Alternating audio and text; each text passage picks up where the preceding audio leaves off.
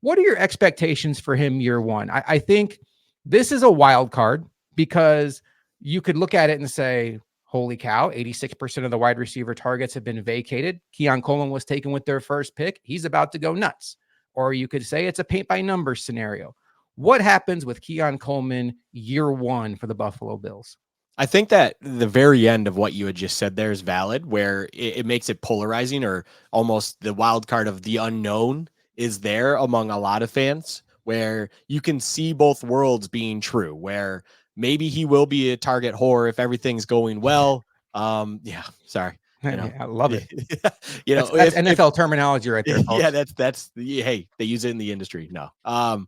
So maybe that will be the case if he has a strong training camp, if he looks very, very good, if in any preseason action, so on and so forth, where they're like, hey, screw it. We're going to have some training wheels on this guy come week one against the Cardinals. Let's just see what he's got. And then all of a sudden he receives 14 targets and things are out the gate going. That would be the ideal of ideal worlds, of course.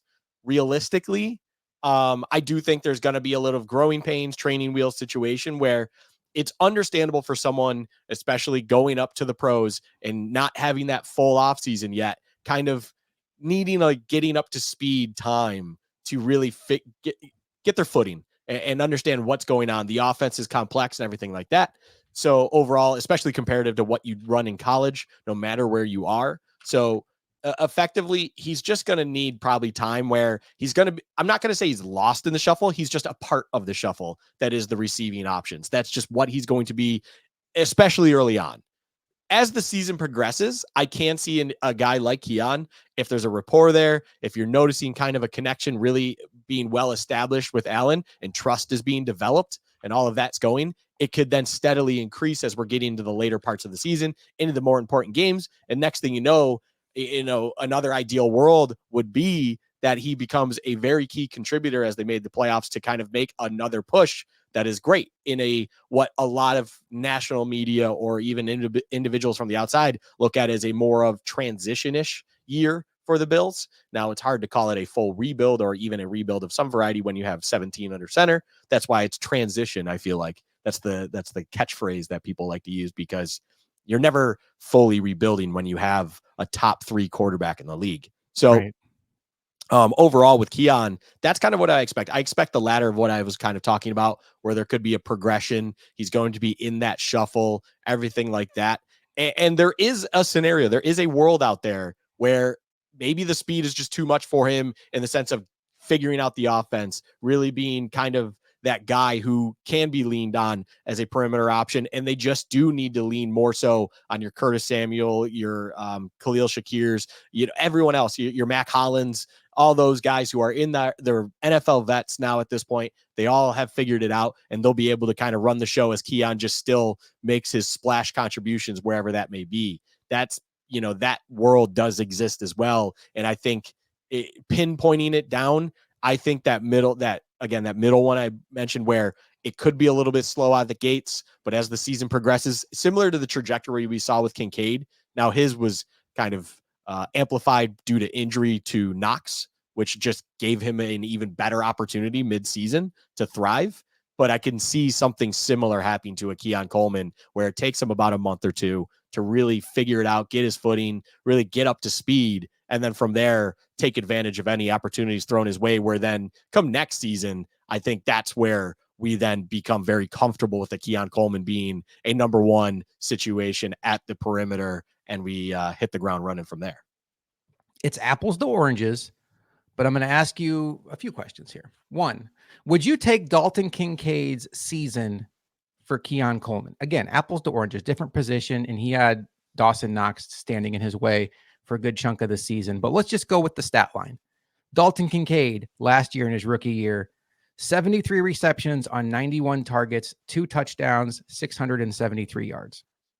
Let me make sure he played all. Yeah, he only played 16 games. Did Kincaid miss a game? He did miss a game. Yeah, he missed a game because of was it concussion?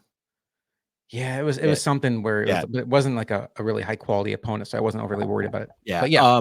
Okay. So 70 something catches for 600 and something yards and a couple scores. I would take it. I don't know if I'd be thrilled about it. I would take it though. To me, the biggest indicator that it's okay would be the 71 catches aspect of that. Now, the output would be disappointing of what you're getting out of that. But I think there could be a multitude of reasons of why that would be a minimal output, right? If you're getting 71 catches and yet somehow you're not getting big plays and stuff of that nature, they're trying to get you the ball, but you're just not doing anything with it. And or maybe what they're throwing you is just a lot of easy catches, let's say close to the line, whatever it is, to just get comfortable. And Keon Coleman, it's not like he has that second, third gear to really explode and make plays happen. He can, in open space, he can make a guy miss potentially and stuff, but he's not known as a burner, of course, and things like that. So if you're putting him in the box essentially to make an easy catch, he's probably getting tackled instantaneously if someone's there in the NFL. And that's something as well where he's going to have to learn the NFL speed, because in college, maybe he was able to catch, look, make a move and open that up. Whereas in the NFL, that space probably won't be there anymore. So that's going to be a learning curve for him.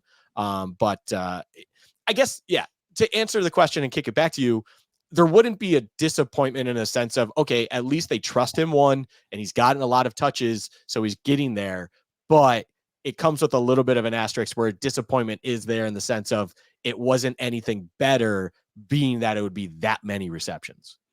And the tricky part of that is what you called out from the beginning. That is an awfully low ADOT for a wide receiver if he has that. So as far as like the stat line goes, 600 to 700 yards, a couple touchdowns, I think I'd be disappointed with the red zone output, but I could see a path where the Bills are successful and Coleman is just more of a role player year one, because I do think there's a lot of belief in that building in Shakir.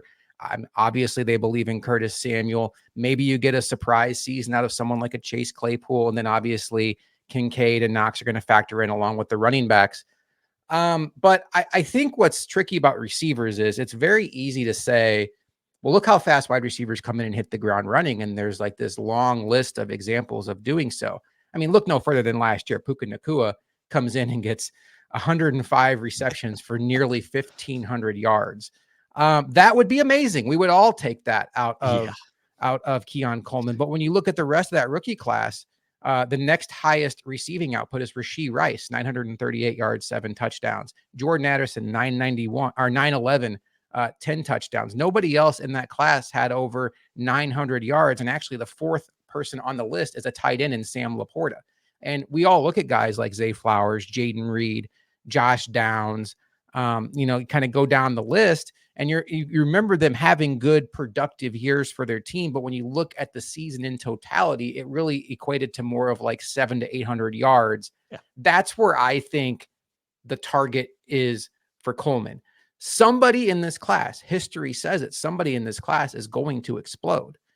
But there are some dudes in this class, Marvin Harrison, Neighbors for the Giants, and there's nobody in either of those guys' way to take targets away.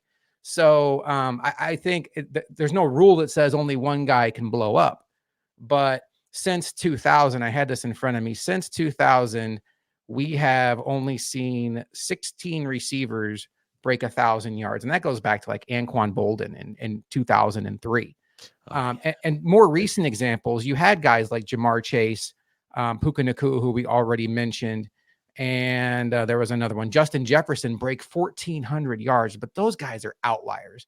Other than that, the most recent example of a guy, doing really well is Garrett Wilson, 1,100 yards, and then it was like Chris Olave just over 1,000.